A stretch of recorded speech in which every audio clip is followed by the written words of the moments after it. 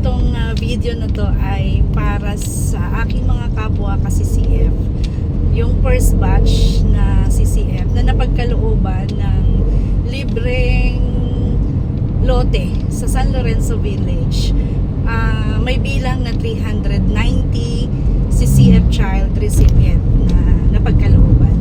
So para po sa kabatiran at kaalaman ng bawat isa, dahil ito yung napapanahon na dapat i-share ko dahil sa mga nangyayari ngayong sitwasyon na nagkakaroon ng problema, hindi pagkakaunawaan tungkol sa sino nga ba ang tunay na nagmamay-ari ng lote o lupa na ipinagkaloob ng CCF. Malinaw po sa kasulatan o sa titulo na ating tinanggap at nagpatitulo tayo sa halagang 5,000 lamang nung mga panahon na yon.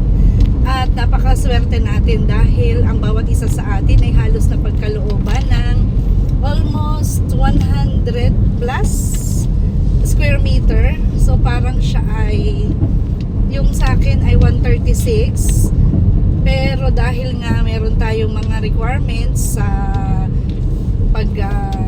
ano yan, yung tinatawag nating setback, so nabahayan ko ay almost 90 square meter.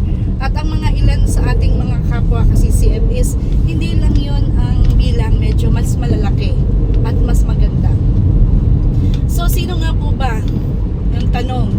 Syempre po ang batang CCF na ang pangalan ay nakasulat sa titulo, pero yun nga po, pwede nating balikan ang nakaraan na ang ating pagka-CCF ay hindi magiging, sabi nga, ay legal kung wala ang ating mga magulang. Kung kaya at meron tayong usapan o may arrangement na dapat ang lupa o lote na ipinagkaloob ay maaaring bigyan ang ating mga magulang ayon sa pag-uusap at pag-uunawaan ng anak at ng magulang.